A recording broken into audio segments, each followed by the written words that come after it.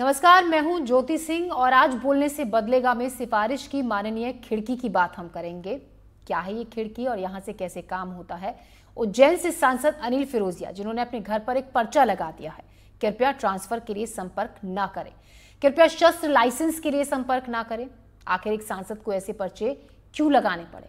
जाहिर है तमाम सांसद और विधायक की सुविधा मुहैया कराते होंगे, तभी लोग इसकी उम्मीद करते हैं और जनप्रतिनिधियों के पास पहुंचते होंगे। ट्रांसफर लाइसेंस जैसी चीजों के लिए एक प्रक्रिया होती है, एक सिस्टम होता है, तो फिर नेताओं के पास आखिर ये कतार क्यों।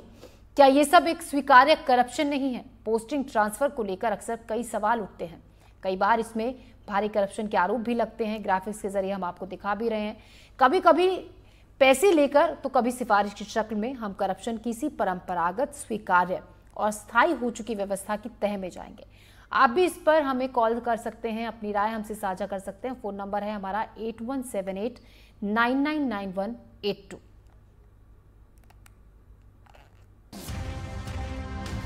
आपके सामने ये दो तस्वीरें हैं। पहली तस्वीर में लिखा है कृपया स्थानांतरण के लिए संपर्क न करें और दूसरी तस्वीर में लिखा है कृपया शस्त्र लाइसेंस के लिए संपर्क न करें। ये दोनों सूचनाएं उज्जैन आलोट से सांसद अनिल फिरोजिया ने अपने कार्यालय के बाहर लगाए हैं। दरअसल कर्मचारियों के तबादलों को लेकर नई पॉलिसी लागू हुई है, जिसमें सभी विभाग 30 मई तक अपने कर्मचारियों का ट्रांसफर कर सकेंगे। बाद में सामान्य तौर पर ट्रांसफर नहीं होंगे। अब तबादला नीति लागू होने के बाद बड़ी संख्या में लोग ट्रांसफर करवाने के लिए रोजाना सांसद अनिल फिरोजिया के कार्यालय में पहुँच रहे हैं, जिसे देखते हुए माननीय ने ये दोनों सूचना बोर्ड लगा दिए हैं और इसके पीछे उनके अपने तर्क भी हैं। मेरे तो ये जब से मैं विधायक हूँ तब से ही मैंने ये कर रखा है कि स्थानांतरण के लिए मुझसे संपर्क ना करें। और चूंकि शस्त्र लाइसेंस भी बहुत हो चुके हैं, माननीय मुख्यमंत्री जी का भी निर्देश है कि शस्त्र लाइसेंस को रोका जाए, तो इसलिए लिखा है कि शस्त्र लाइसेंस। बाकी तो हम सब काम कर ही रहे, जनता जनार्दन का जमावड़ा ये देखो। लेकिन कई कार्यकर्ता उम्मीद लेकर आते हैं आपके पास, तो क्या आप उनको मना करते हैं, किस प्रकार आप उनको समझाएंगे?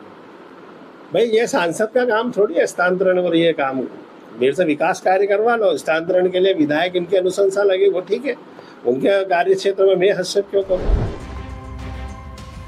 सुना आपने, सांसद का तर्क है कि शस्त्र लाइसेंस के लिए सीएम के यहाँ निर्देश है कि शस्त्र लाइसेंस काफी संख्या में बन चुके हैं, अब नया शस्त्र लाइसेंस जारी न किया जाए। और वहीं ट्रांसफर को लेकर माननीय का तर्क है कि ये काम सांसद का नहीं है, मेरा काम विकास करना है, हमसे अपने अपने क्षेत्र का विकास करवा लीजिए, लेकिन ट्रांसफर और शस्त्र लाइसेंस की सिफारिश लेकर मत आइए। उज्जैन से एनडीटीवी के लिए ललित जैन की रिपोर्ट।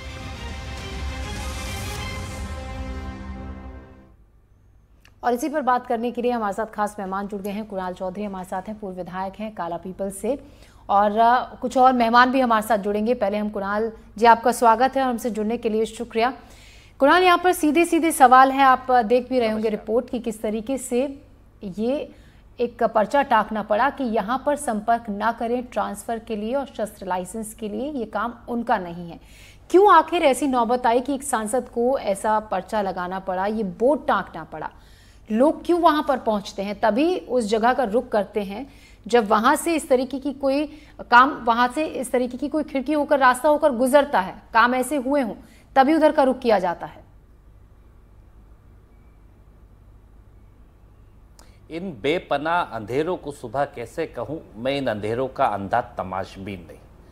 मैं इस बात को इसलिए कह रहा हूं कि जिस तरीके से एक सांसद जब चुनाव लड़ते हैं तो बड़े बड़े वादे करते हैं कि हम ये कर देंगे, आप कोई काम हो हमारे पास आओ।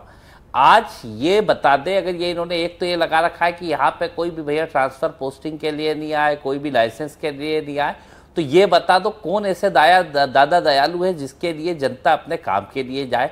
वहाँ पे उज्जैन में सरकार है, मुख्यमंत्री वहाँ के हैं, सांसद तो इतने मजबूत हैं, तो ये कर क्या रहे, करना क्या चाहते हैं।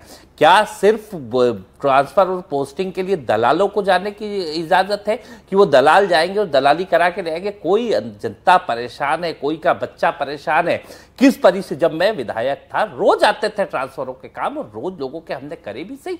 हमारा काम है जनप्रतिनिधि का लोगों की अनुशंसा करना और सही रास्ते पे कि ये इसकी ये समस्या है, डायरेक्ट व्यक्ति नहीं पहुंच पाता।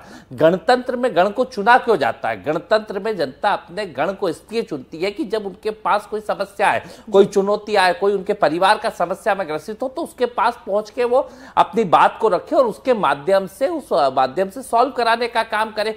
या तो सांसद जी इतने बेबस हो चुके हैं कि इनसे कोई काम नहीं बनता, ये बताने का काम करें, या फिर ये जनता से मुंह मोड़ चुके हैं।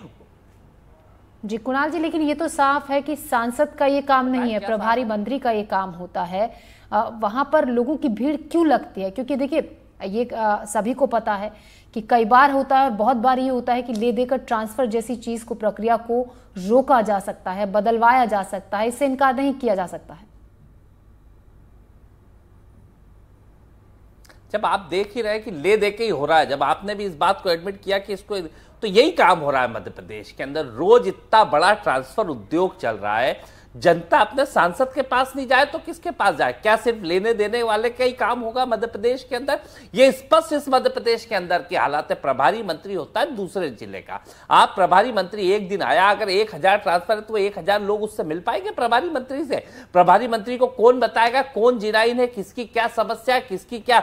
जो समस्या वाला इंसान होता है वो तो प्रभारी मंत्री तक पहुंच ही नहीं पाता। तो क्यों अपने जनप्रतिनिधि गण के पास नहीं जाएंगे लोग? किस लिए? क्या बनाया? क्या सिर्फ झूठ खसोट के लिए बनाया, या फिर आपको बढ़िया तालियां बजाने के लिए बनाया? कुणाल जी बिल्कुल शुक्रिया आपका। कुणाल जी हमसे जुड़ने के लिए, तमाम सवालों के जवाब देने के लिए शुक्रिया आपका।